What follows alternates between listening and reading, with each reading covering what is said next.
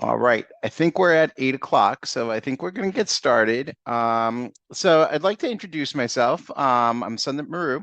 I'm a vascular surgeon out of Western Massachusetts, and I'm going to be spending a good portion of the day talking to you about various topics. My specialty or forte is more on the venous lymphedema side of things.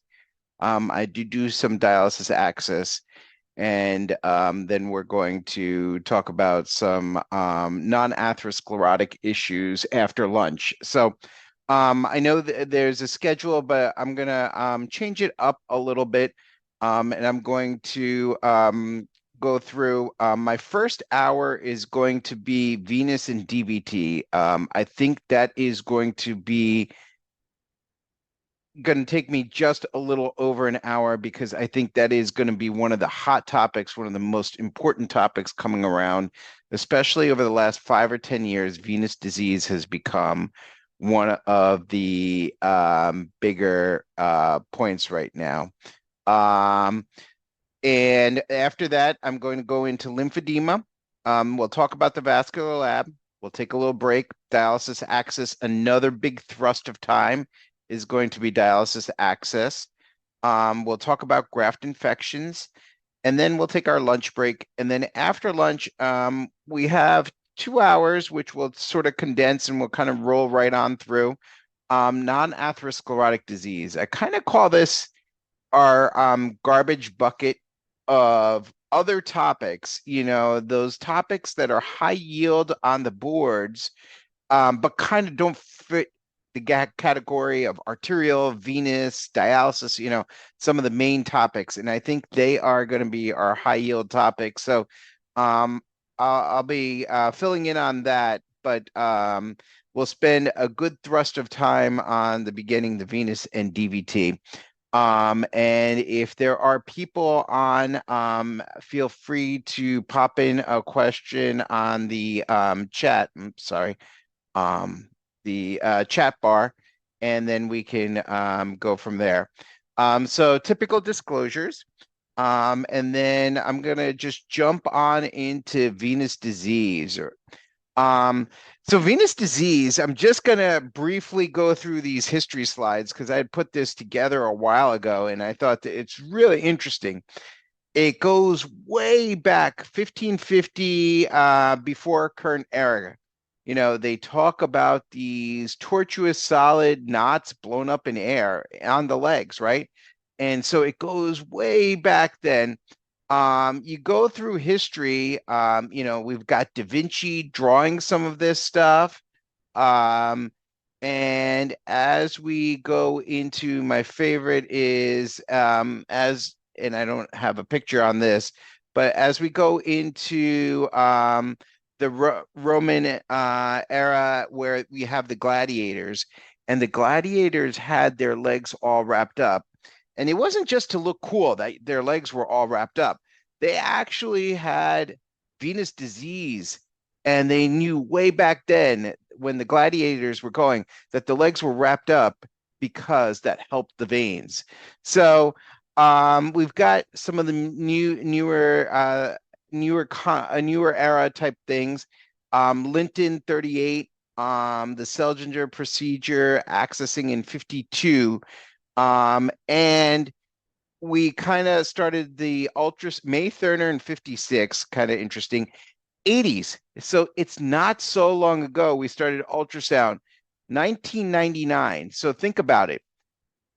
Our revolution began about 25 years ago. So 25 years ago, we started RFA. So it's a relatively new thing. We are on the cutting edge, and that's why it's exploded over the last 5 to 10 years.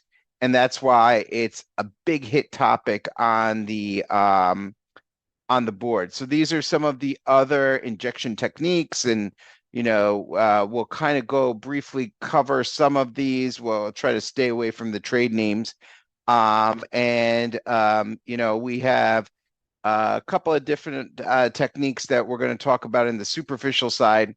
We'll then hit the deep side, and then we'll talk about a little bit about DVT and so forth too. And so First, we'll start with, we'll talk a little bit about the epidemiology, jump into anatomy, path, diagnosis, and then finally treatment. So that'll be the beginning outline of our morning. So here we go. Epidemiology, right? It's costing us $3 billion a year in expenditure, right? So it's 1 to 2%. It's about 30% of the population. So we've got, roughly 25 million patients, and so 5 million of the US. And typically we find these, if we were just doing a screening ultrasound, 10% are men, 6.6 are women. Venous ulceration, I like to look at this. Once you get to, and we'll go into the Sept classification, C6, it costs us 2 million work days per year, these venous ulcers. It's a common problem, and we are starting to learn about it. Way undertreated, way underdiagnosed. That's why it's kind of a big push. And it's even separating out in our vascular world, right? We have different venous societies coming up. And that's why I think the venous docs want it to be very important. And that's why I think it's a hot topic on the boards.